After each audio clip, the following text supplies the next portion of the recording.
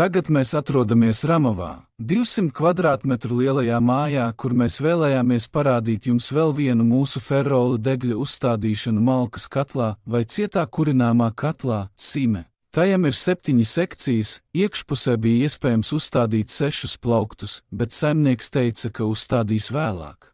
Šeit jūs varat redzēt, kā šis prieks darbojas. Šajā gadījumā bija šāda īpatnība, mums ir 3 sūkņi. Viens sūknītis ir pievienots silto grīdu sistēmai, zaļais vilo, kuru mēs pievienojām pie degļa. Otrs sūknis ir pieslēgts mājas apkuras radiatoriem un ieslēgsies, kad uz degļa būs 50 grādi. Trešais sūknis ir pievienots boilerim. Visi 3 sūkņi ir savienoti caur trīsceļu, lai deglis varētu tos vadīt. Kādēļ tas viss ir vajadzīgs? Tikai tādēļ, lai boilerī šajā 150 litru ietilpīgajā saglabātu karstu ūdeni. Tas arī ļauj izslēgt cirkulācijas sūkni, kad māja ir sasilusi, jo pretējā gadījumā viens no šiem sūkņiem izmantotu boileri mājas apsildīšanai. Šī iemesla dēļ visi 3 sūkņi tika pievienoti pie degļa. Mēs varējām pievienot arī šo sūkni boilerim, taču saimnieks atteicās. Tomēr, ja vēlamies, šeit varam pievienot NTT sensoru, kas mērīs temperatūru boilerī, taču saimnieks nolēma atstāt sistēmu kā radiatoriem. Tas nozīmē, ka šī ūdens temperatūra boilerī un šajā sūknī ir tāda pati kā mājas apkuras sistēmā. Tā kā šobrīd nav temperatūras sensora karstajam ūdenim, šī sistēma darbojas bez tā.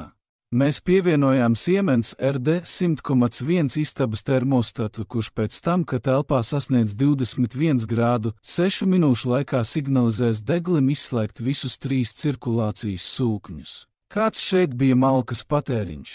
Tātad, saskaņā ar saimnieka vārdiem, šobrīd mums ir kaut kādi beri.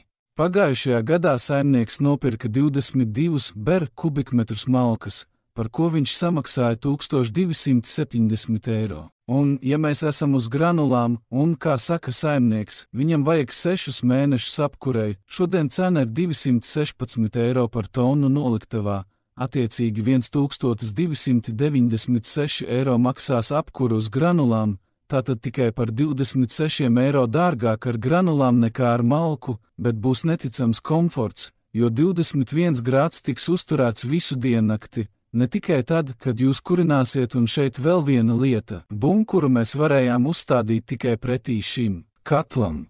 Attālums no durvīm līdz bunkura malai ir 1,3 metri, un Sime katls ir optimāli uzstādīts.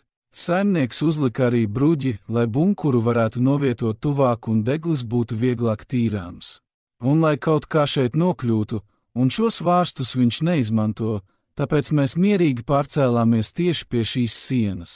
Viņš plāno uzstādīt ritenīšus, bet to izdarīs vēlāk. Un šeit, protams, iesaku likt pagarinātāju, taču pagaidām arī tas tika noraidīts. Jūtieties brīvi sazināties ar mums, mēs strādājam visā Latvijā, lai padarītu jūsu katlumāju darbību vismaz 10 reizes vieglāku. Uzstādām aptuveni 5 stundās, ziemā un rudenī, pavasarī un vasarā, jebkurā gada laikā. Tas ir viss, redzēsimies kaut kur.